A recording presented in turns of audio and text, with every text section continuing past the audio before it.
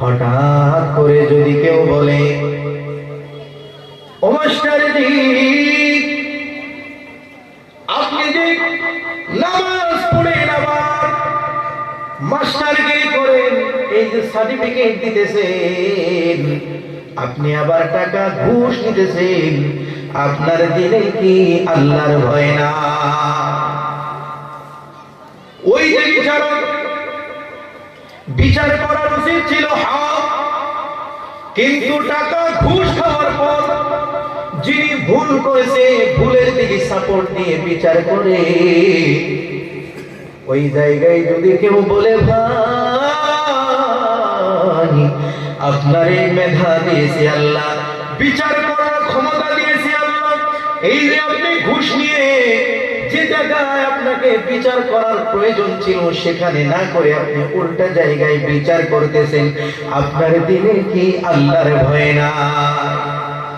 ওই যে আল্লাহর নাম শুনলো, শোনার সঙ্গে সঙ্গে তার দিলের মধ্যে কম্পন পয়দা হয়ে গেছে।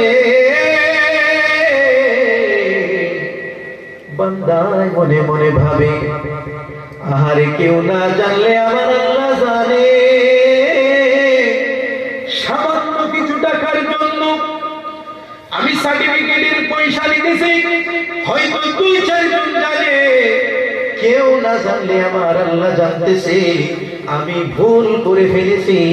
আল্লাহর নাম শোনার সঙ্গে সঙ্গে তার দিলের মধ্যে কম্পন পয়দা হয়ে গেছে, অর্থাৎ ভয় ঢুকে গিয়েছে। সঙ্গে সঙ্গে বলে, ভাই তোমার টাকার কোনো প্রয়োজন নাই। বিচারক সঙ্গে সঙ্গে বিচার পাল্টাইয়া দিয়া হক বিচার করল। আমার আল্লাহ বুঝাইতে চাই, বান্দা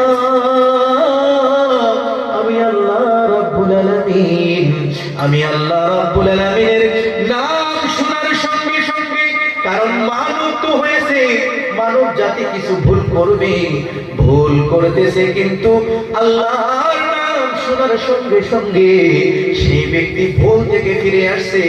তার দিলের মধ্যে আমি আল্লাহর খুলুসিয়াত, আমি আল্লাহর ভয়, তাকওয়া, ইত্তাকুল্লাহ, তার দিলের মধ্যে ভয় পয়দা হয়ে গিয়েছে।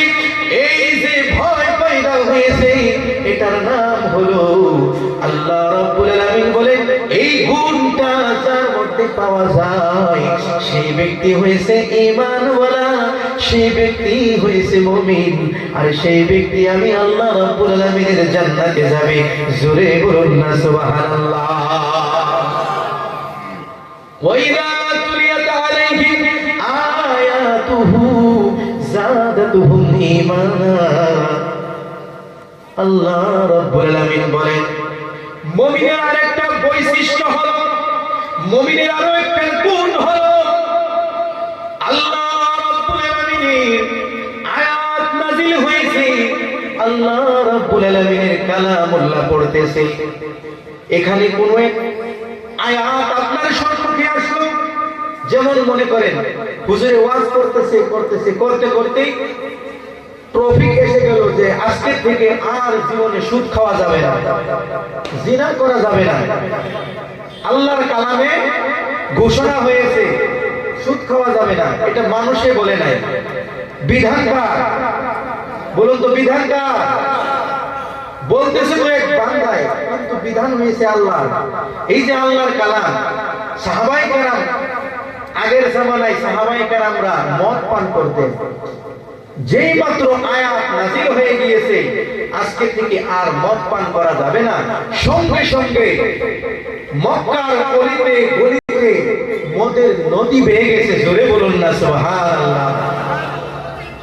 আল্লাহ রাব্বুল আলামিন বলেন, আমার কালামুল্লাহ নাযিল হবে, আমার আয়াতগুলো আমার বান্দার কানের মধ্যে পৌঁছে যাবে, সঙ্গে সঙ্গে আমার বান্দারা কোনো প্রশ্ন করবে না, কোনো দ্বিধাবোধ করবে না। আমার আল্লাহ রাব্বুল আলামিন, আমি আল্লাহ রাব্বুল আলামিনের কালামুল্লাহ যেটা বলেছে সঙ্গে সঙ্গে আগের থেকে আরো আমল বেশি করলো। বলুন তো ভাই, এবার মনে করেন এই যে সাহাবায়ে কেরাম, তাদের তো ঈমান আগে থেকেই ছিল, যখন মদের আয়াত নাযিল হয় নাই আগের থেকে কিছু কম ছিল না? নাই, কম ছিল। যেই মাত্র নতুন এক আয়াত নাজিল হয়েছে, এই যে আরো একটা নতুন আমল করছে, আরো আমল বাড়ছে না কমছে ভাই? বাড়ছে না? এটাই যেন আল্লাহ বুঝাইতে চায় যে আমার বান্দার কাছে আমার আয়াত কারীম তিলাওয়াত হবে, আর আমার বান্দারা ওই তিলাওয়াত শুনে, অর্থাৎ হাদিস কালামুল্লাহ শুনে তার প্রতি আমল করবে। যাদাতুহুম ঈমানা, তাদের ঈমানের মধ্যে তরক্কি হতে থাকবে। জোরে বলুন না সুবহানাল্লাহ। ওয়া আলা রাব্বিহিম ইয়াতাওয়াক্কালুন। আমার ঈমানদার বান্দার আরেকটা বৈশিষ্ট্য হলো, আমার ঈমানদার বান্দারা আমি আল্লাহ রাব্বুল আলামিনের উপর তাকওয়া অবলম্বন করবে।